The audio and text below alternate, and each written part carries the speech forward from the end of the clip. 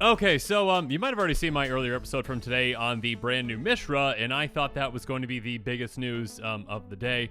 So to be completely honest, I was watching the Magic stream, and I stopped as soon as that came up, essentially, and yeah, worked on that episode. And then Eddie informed me that there's just a little other tiny piece of news, because the reserve list is finally broken. And I was definitely not expecting to hear that today at all, or ever.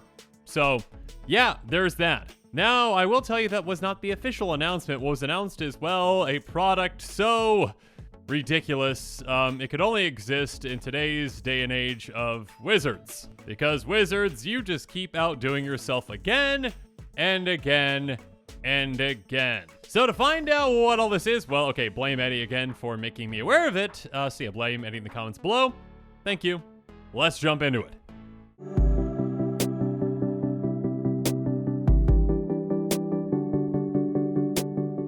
So in case, like me, you missed that part of the Twitch stream, or the entire Twitch stream, well, there of course is an article on the Wizards website that goes over the announcement, which is celebrate 30 years of Magic the Gathering with 30th Anniversary Edition, posted today. And yeah, typically I would be summarizing something like this, but this announcement and the way that this kind of is revealed and talked about, I think it's best just to read along with me. Here we go.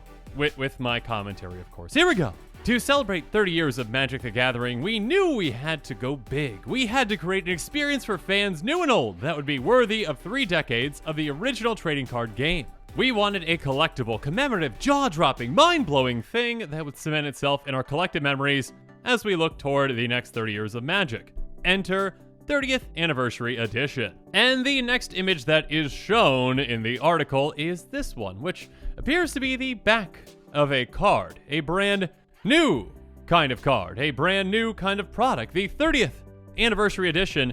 And what's that color around the outside? Well, it appears to be gold bordered, which in the past has been used for things like, the World Championship decks. And we haven't seen gold bordered cards in a long time. And we'll talk about, well, why exactly that has been here in a bit. But also note, obviously, that there's some very, let's just say, famous art also appearing on the back of this card as well. And of course, in the article, you can see, well, here's that art again appearing.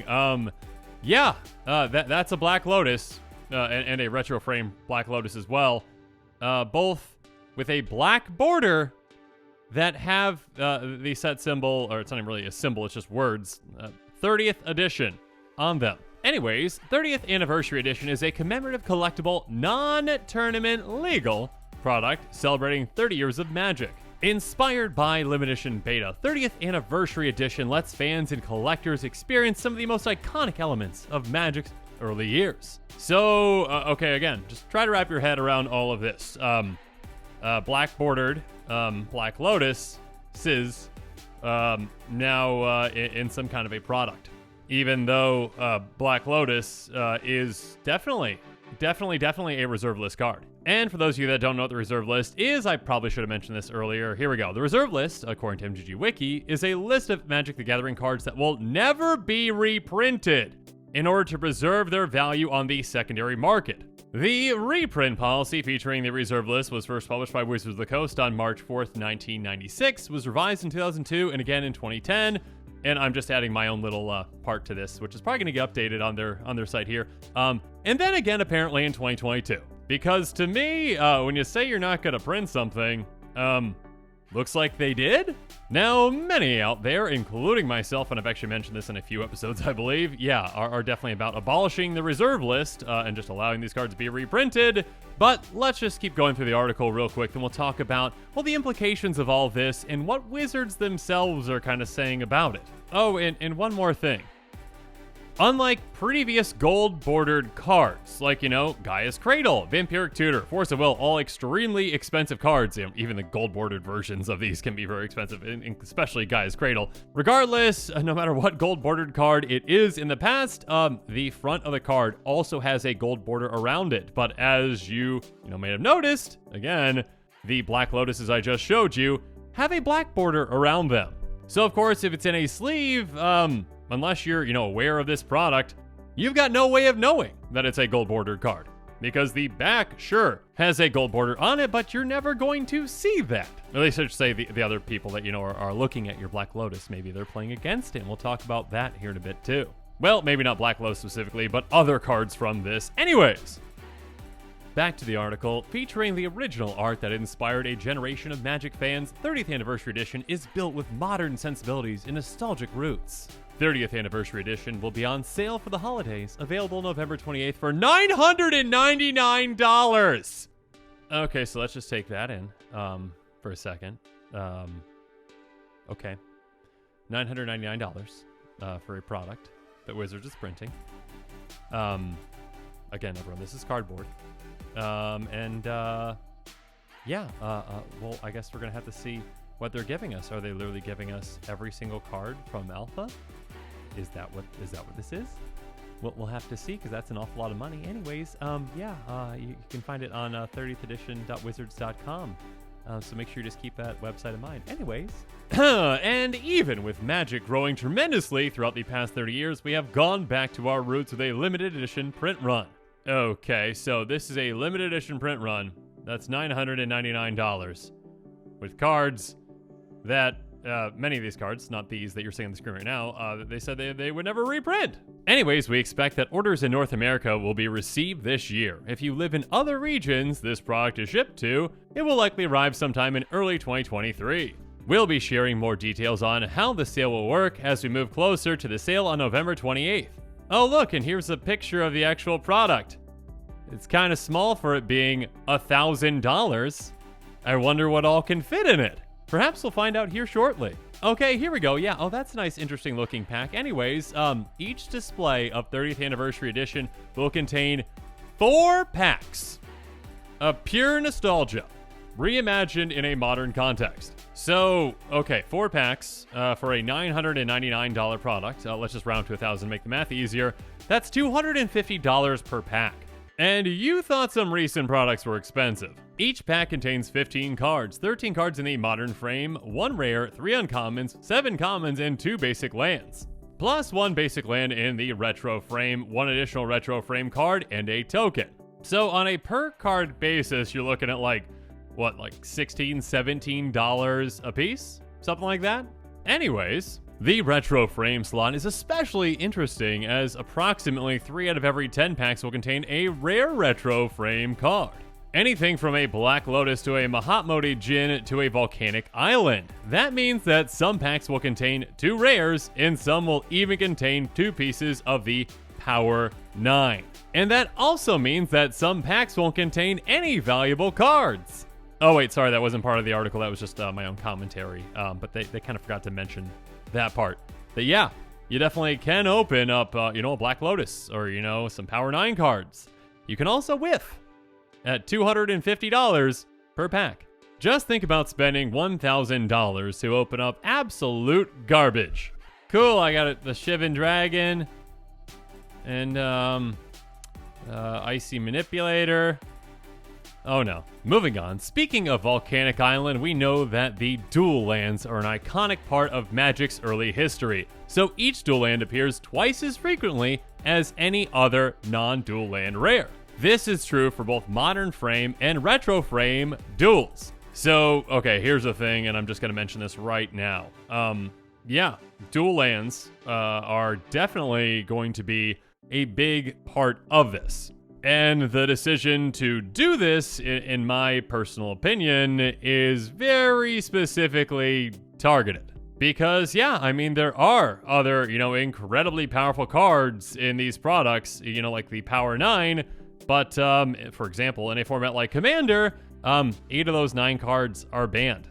So the demand for those kind of cards, won't necessarily come from Magic's, largest format. it is going to be more so, you know, the demand for potentially dual lands such as these. Regardless, that's another topic we need to talk about here in a bit. There's a lot to unpack with this. Anyways, in case you didn't know, dual lands are incredibly expensive. Also, you know, in the middle of the screen, you can see right there underneath the artist name, part of the reserve list. I mean, that should probably have an asterisk now because the announcement today kind of changes things, whether, you know, people at Wizards maybe want to say so or not. But yeah, I mean, this card, this piece of cardboard, I mean, if you look over on the right, you can see its prices. But yeah, limited edition alpha, $6 grand. So, yeah, quite expensive. I mean, for that price, you could get 6 of these boxes, right? Okay, yeah, don't do that. Do not go do that, please. Back to the article. Additionally, nearly every 30th anniversary edition card included matches the rarity of its counterpart in limited edition beta. There are no mythic rares and no rarities have been shifted. These cards do, however, have modern wording in modern corners, and we've slightly touched up some of the art for a clearer, modern look. So yeah, again, you can go get Channel or Icy Manipulator as some of your cards that you just happen to open up. You know, Channel, which is banned everywhere and is 33 cents currently, and Icy Manipulator, which is not banned anywhere, but it is only 8 cents currently. Or yeah, I mean, Hypnotic Spectre, much more expensive than those two. $1.41. Good for you, Hypnotic Spectre. Next up, the only card that doesn't match its original rarity is another special add-on for 30th Anniversary Edition. Sol Ring is a card that's near and dear to many players. Commander players targeted.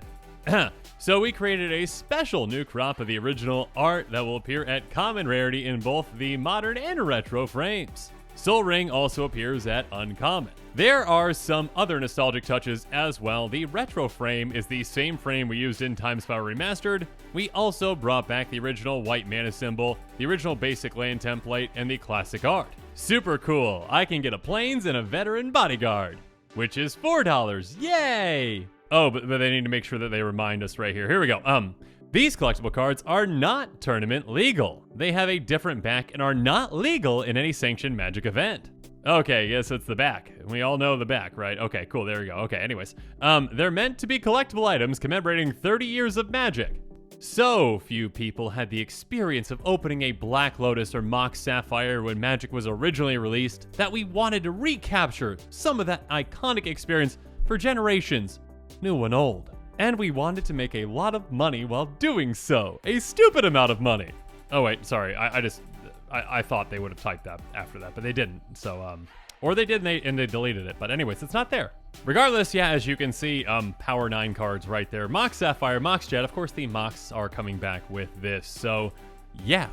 And while we wanted to share some of the experience, we also reinterpreted this product with a modern approach. We wanted to be nostalgic, but not everything met our modern standards, so we removed 6 cards completely. The cards removed are Contract from Below, Dark Pact, Demonic Attorney, Earthbind Weakness, and Crusade. Additionally, we made some smaller changes to a few other cards, mostly with flavor text, and finally, because it's a celebration, we wanted to spread the love around. We also intended to gift completely free of charge, aren't we nice, 1 display of 30th Anniversary Edition to all WPN stores, and 3 copies to all premium WPN stores. Because when we do things like this and charitable donations, we would like you to know. This will include stores in regions where this product cannot otherwise be shipped. It's a gift we wanted to share with some of our strongest partners. WPN stores should check with their representative for more details. So if you own a WPN store, make sure you do that. And finally, let's just say that, well, 30th Anniversary Edition celebrates 30 years of Magic by recapturing the, well, magic of the early years. It's a memorable, collectible, and iconic experience and a truly unforgettable way to commemorate our game. Yeah, I mean, I would say dropping, $1,000 on a product and then opening up a healing salve is definitely a thing that you're never going to forget. So again, I mean, I would like to mention really quick, I have absolutely no intention of ever considering even buying this product. And I would recommend to you as well not to buy it either. But, I mean, everyone's going to do what they are going to do. So, yeah, this is basically the most expensive secret lair of all time, essentially. And again, per pack basis, per card basis, incredibly expensive. But yeah, I mean, there's cards on the reserve list. Obviously, they're going to be in this product that, again, should, or at least they said, were never going to be reprinted. I believe that they are actually physically printing these cards and shipping them to you, so I would think that means that they've been printed. And of course, some of those cards are incredibly expensive. I mean, just even looking at, some of those cards are going to be, obviously the Power 9, but of course, obviously also cards that, see play in many formats, including Commander, like the extremely expensive dual lands. Yeah. But of course, on the other hand, I mean, Healing Salve, Shivan Dragon, cards that are not expensive, that are not on the reserve list, are also going to be in this as well. That being said, again, I think the most shocking news out of this whole thing is, yes, printing of cards on the reserve list. Whether or not they want to say that they are breaking it or not, they basically are. They definitely are. In fact, we've got some things to talk about and some things that have been said by someone who's extremely high up at Wizards, pretty much as high as you can get without being, CEO, that has basically said that this, whatever is going on today shouldn't exist. Although this person was also on the stream this morning. It's all very confusing. It's a very weird time in Magic, but yeah, if someone were to tell me this morning that Power 9 was going to get reprinted, I would have laughed at them. But now, I mean, I don't know what to think.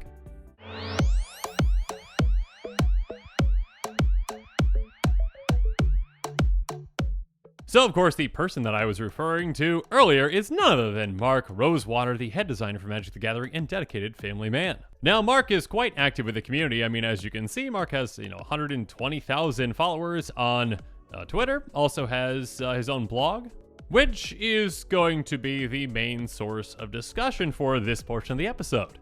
Because, Mark, again, head designer, the top designer at Magic the Gathering, had some things to say, at least prior to today, had some things to say about this topic. For example, here's one interaction on Mark Rosewater's blog, known as Blogatalk. Clever name. Anyways, Scribonia, thanks Scribonia, asked, Gold Border may not be out, but it is out as an option to circumvent the reserve list, right? Or is it technically allowed, but just not something you all would execute? And below this, we can see Mark Rosewater, again, head designer of Magic the Gathering, who has been at the company for well over 20 years, I believe, started designing back in '96. Anyways, Mark had this to say: Gold Border does not get around the reserved list. Oh, okay. I mean, that had to be a mistake, right? There has to be a, this is a one-off. That was a mistake. Maybe someone else took over the blog for the day and responded. So let's see another one, okay? The response has to be different. Okay, so now we've got Grump Magic-blog asked, is it a break of the reserve list if Wizards launches a non-tournament legal version of a reserved card with a different back, just like International Edition? And then Mark responds, okay, this one has to be a different response, right? Here we go. We believe doing so violates the spirit of the reserved list. The Collector's Edition is considered a mistake. Okay, so Wizards had made a mistake in the past. Apparently that was, the Collector's Edition, which has a different back. Again, a gold border back. And those were considered to be a mistake because they didn't mean to break the reserve list. But looking back at it, apparently that violated the spirit of the reserve list.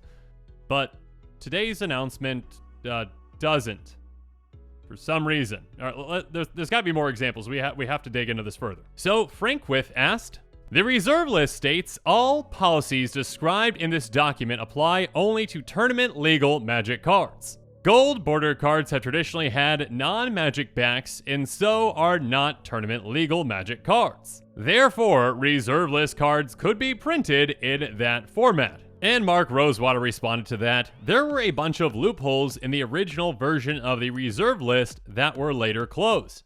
It covers all normal-sized versions of the card. So again, apparently those loopholes, maybe they were closed at one point, but it seems like they're open again, because correct me if I'm wrong, these cards in the 30th Anniversary Edition are normal-sized versions of the card. So that's 3 posts so far that are basically saying, yeah, the reserve list is never, ever going to be broken, and, gold border cards cannot get around it. Reprints such as the 30th Anniversary Edition, there's no way that there's more of these, are there? Moving on, Bindlepunk asked, Is there an explanation of why gold border cards violate the reserve list online somewhere? If there isn't, can you explain why they violate the reserve list? Mark Rosewater responded, the non-tournament loophole was closed many years ago. Okay, again, they specifically mentioned multiple times in the article, you know, as a justification for these cards being printed, these are non-tournament legal. So again, apparently, the loophole was closed. Now they're back into that loophole, which they're basically saying that it is a loophole around the reserve list, and they're doing it. This is all quite confusing. Oh wait, Money explains it. Anyways, okay. Next up, Cam Ronas asked, is there anything that the community can do to help abolish the reserve list? I think the vast majority of players want it gone, so there has to be something we can do to make that happen. And then Mark Rosewater responds to that, we know the majority of players would like it to be gone. That's been true for many years. That sadly doesn't make any of the other obstacles go away. Well, apparently the other obstacles went away somehow, without anyone knowing about those obstacles going away, or why the obstacles went away. So there's that. And finally, the user, Magpies3-deactivated 2018121, I got through that anyways, asked, if you were making a cube product, I think a clearly labeled non-legal version of powerful cards that you can't reprint in black border as gold border cards would be nice. Or maybe host something like You Make the Cube on the website and release a product like the Anthology series with some of the results. From the Vault Cubes would be a fun one too. But Mark had this to say about these lovely questions. We are unwilling to reprint reserve list cards at normal card size regardless of border or back. So that's completely untrue apparently. I mean, I'm pretty sure in this new product, there are reserve list cards that again are at normal sized. And the border, which is black, the back, which is different, apparently those were supposed to matter. They don't matter, and they just did it. And again, the reason why is quite simple. Piles and piles of money. Again, they are selling these for $1,000 each. And again, though they do specify non-tournament legal, I mean, let's be honest, okay? Who out there, raise your hands please, is playing tournament Magic right now? Just raise your hand real quick if you are. And by tournament Magic, let's just specify, okay, that these could actually be used in. So physically playing in tournament Magic, and these would have to be what, like Legacy essentially? So yeah, I mean, Legacy is a great format, but the most popular format clearly is Commander, and they know that these are going to be played in Commander. If they didn't know that, they wouldn't also be pointing out that, you know, hey, Sol Ring's another special add-on because, you know, we're changing its original rarity in there. So, you know, it's also going to be at common and uncommon in there. We're just going to point that out. And yes, while, okay, you know, the Power 9 cards are, you know, spicy for them to be in here and going to be a draw as well, 8 of those 9, yes, are banned in Commander. 1 is not, you know, with Time Twister. But of course, on top of that, they made one other, you know, really interesting change. Because again, like they mentioned in the article, the dual lands are an iconic part of Magic's early history, so each dual land appears twice as frequently as any other non-dual land rare. So that's yet another draw as well for, again, Magic's biggest format. But wait, aren't gold-bordered cards illegal in Commander?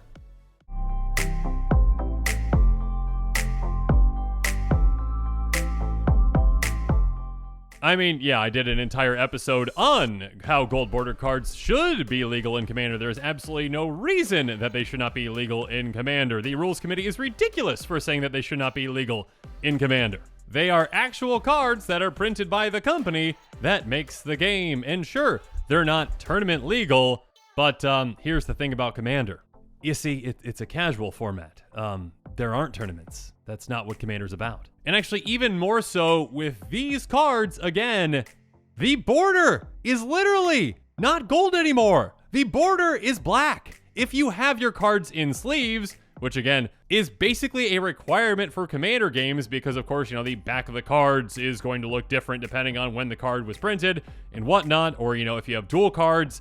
Yeah, I mean, every card's going to be in sleeves. So you cannot tell if a card has a gold border on the back. And with these new ones, again, unless you know that the 30th anniversary edition specifically has a gold border on the back. It just looks like a black bordered card. Now, also, I will mention that, yeah, I mean, I think the vast majority of Magic players out there and Commander players out there are very reasonable people. And I have not run into anyone so far that says that they will not play against someone with gold border cards, because most players are very understanding, and again, the ruling on these in Commander is quite ridiculous. So yes, with this product being printed, Wizards is completely aware that although, they claim it to be like a collector item that, people aren't going to play with essentially, right? That cards like the dual lands are going to be played in a format like Commander.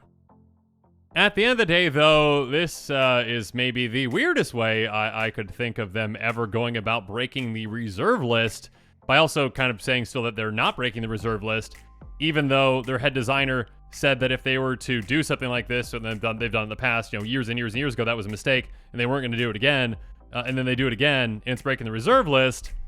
It's all very confusing, and again, the only thing that explains this is, well, money. Money, money, money. They are going to make a lot of money off of this. This is a $1,000 product for 60 pieces of cardboard, which again, I would urge you, please don't buy.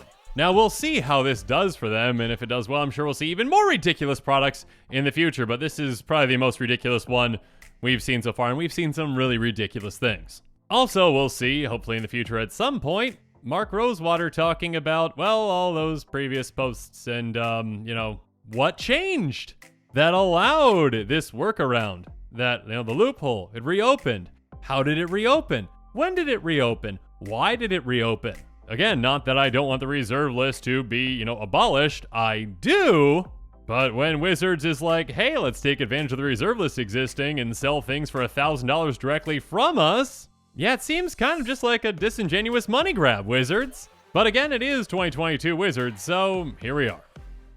And with that, the show is coming to a close, so it's my turn to hear from you. So in the comments below, let me know what your thoughts on this episode are, and as always, thanks again and have a good one.